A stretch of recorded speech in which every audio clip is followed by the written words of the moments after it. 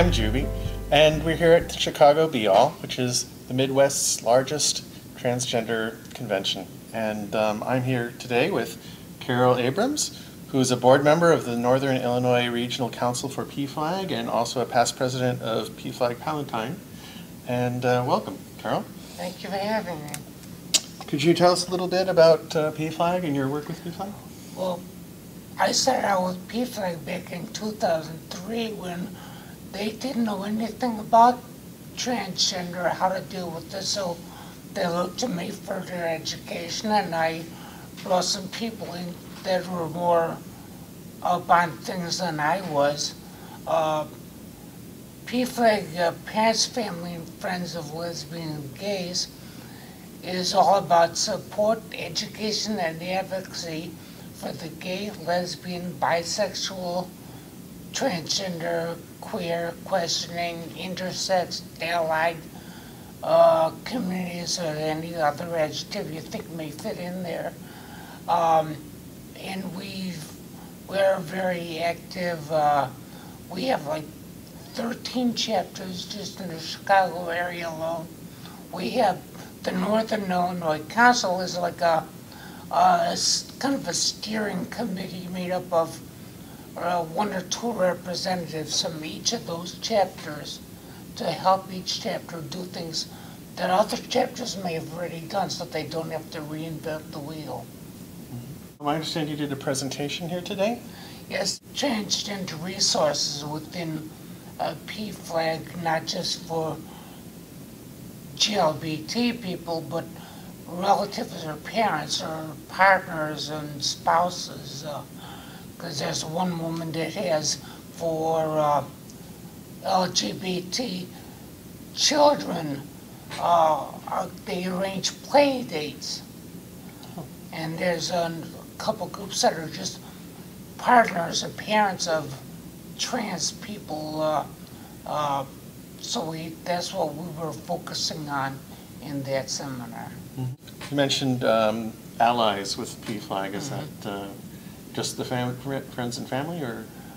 No, allies could be anyone. We have people in our chapter that previously had no ties to the LGBT community, but they are supportive of what we stand for, so they've joined in.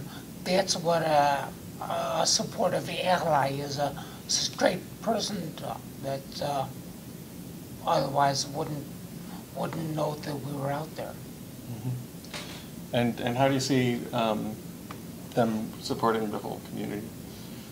Well, they do the same thing that the rest of us do. They're whether it's letter writing or emailing the state legislators or get together, let's march in the parade, various parades, and they come to meetings, help run the meetings. They do everything that the rest of us does. And I also understand that you have some information about the history of the Illinois gender advocates as well.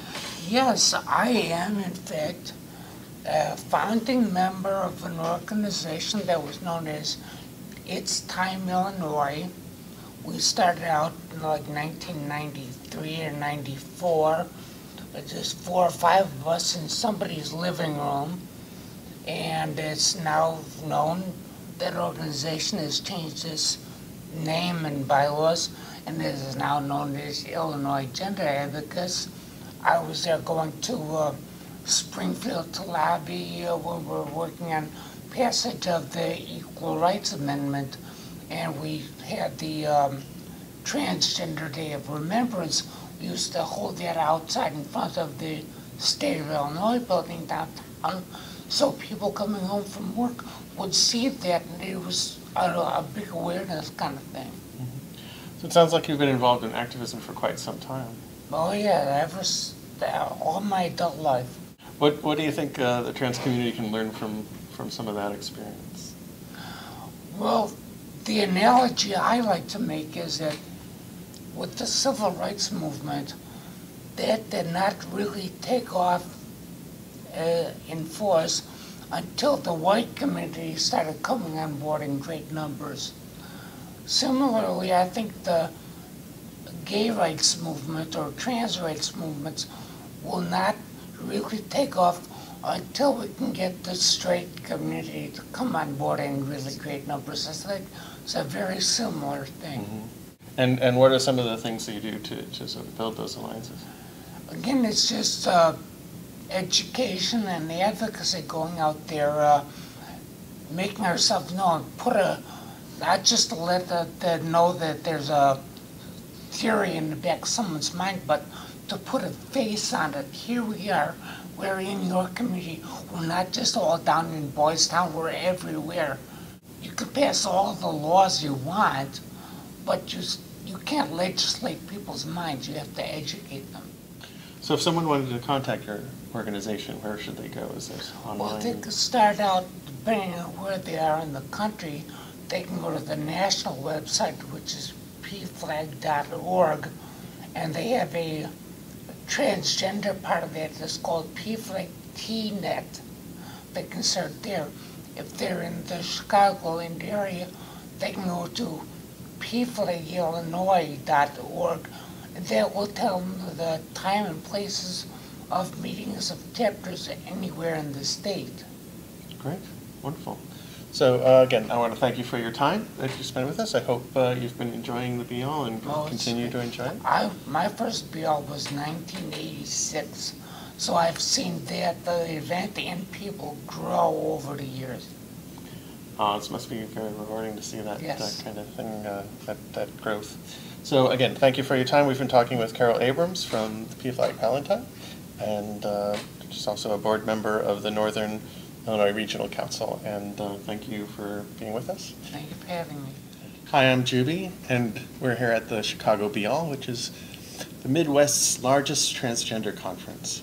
And with us here now is Christina Carl, who's on the board of Equality Illinois and was also one of the keynote speakers for us today.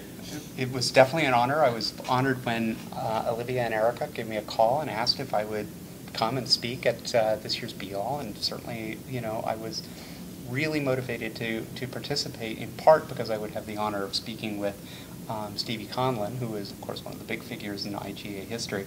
But beyond that, I think one of the great opportunities was to communicate a positive message about transgendered experiences in this society today. I know that my transition, compared to so many others, was blessed by the fact that I had, if not the outright support of my family, I was able to negotiate and find support within my family and develop better support over time as people learned and were willing to learn about what I was going to be going through and what I then went through. And to be able to foster that kind of acceptance among friends and family members, and to be able to really preserve the life that you might think is at risk and might lose just by transitioning, it was really very remarkable, just the extent to which I was so very fortunate, but also fortunate in the workplace, because I was so lucky to have a great group of guys who I was working with, a great group of interns. The men and women that I work with at Baseball Prospectus have been awesome to work with, and subsequently the people in Major League Baseball, and particularly within the mid-30 teams have been awesome to work with. And it really is, I think, an example of how things can be and ought to be. And I think communicating about the fact that it has gone this well, especially in something that's like sports, because everybody expects, boys will, freak out and run for the hills if anybody hears that it's transgender is anywhere within 50 yards of a major league ballpark. It's not the case. In fact, people have been able to cope and accept. And I just go there, I do my job, and it is the way it ought to be. Have you had to negotiate, though, to get that acceptance?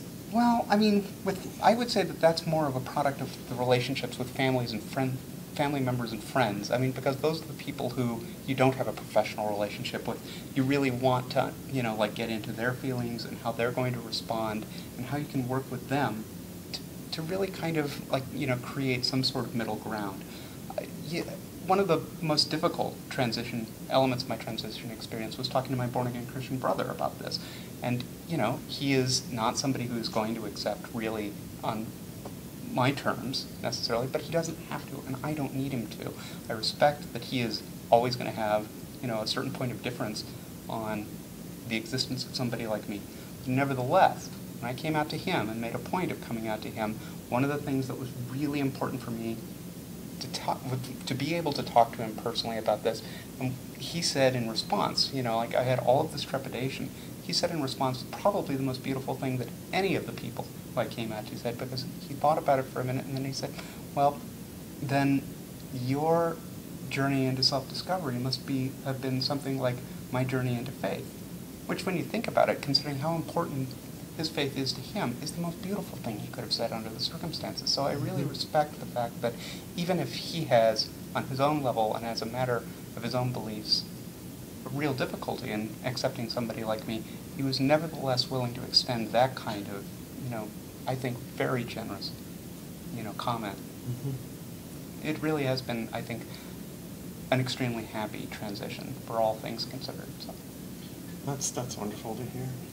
But I guess I would imagine that workplace acceptance would be a little harder. But you're sort of, that wasn't your experience. It hasn't been my experience, indeed. When I was voted into the Baseball Writers Association of America, I kind of sat there and said, "Well, guys, how are you going to be about my going into the locker room?" And they're like, "Well, you're a member of the Baseball Writers Association of America, so we're behind you 100%." To have, and they're not my employer, they're a trade association, but the fact that my colleagues would basically, right there, no consideration, say, well, you're one of us, and we stand with you, and you're going to get to do your job, same as anybody else. Again, I don't think it gets better than that. I think you can't ask for a better, form of acceptance in the workplace than that. And so on that level, it was extremely positive. Everybody in all of the major league, media relations departments have been really very, nobody freaks. Everybody, I've gone to this past year alone, or just in the first couple of months of this season, I've gone to New Yankee Stadium and Shea and PNC and Wrigley Field and, the Cell, and everybody just knows that I'm there to do my job.